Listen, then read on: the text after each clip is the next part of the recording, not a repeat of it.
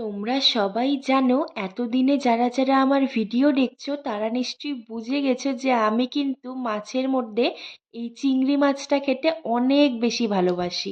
আমায় যদি কেউ তোমরা প্রশ্ন করো যে তুমি মাছের মধ্যে কোনটা খেতে ভালোবাসো, আমি তো বাবা বলবো চিংড়ি মাছ।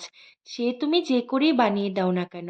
আর জানো, নখ দিয়েই যেমন দেখো ঝটপট করে মাছগুলোকে আমি ছুলে নিচ্ছি। আসলে আমি নখ দিয়েই না, অনেক রকমের মাছ ছুলে নিতে পারি। আগের দিন সমস্ত রকম মাছগুলোকে ছুলে ধুয়ে কেটে রেখেছি, আজকে না সেগুলোই রান্নার পালা। আর বরমশাই আমার পছন্দ করি বলে এতগুলো চিংড়ি মাছ নিয়ে এসছে। কিন্তু দেখো, কারেন্ট ছিল না, তাই কিন্তু আমার যেহেতু হাতটা ব্যথা, তো শাশুড়ি মাই আমাকে মশলাটা শিলনোড়াতে বেটে দিচ্ছিল। বাঙালি মানুষ বলো, চিংড়ি মাছের মালাইকারি খাবো না তা কখনো হয়? চিংড়ি আনলেই না আমি এই রেসিপিটা খেয়ে থাকি।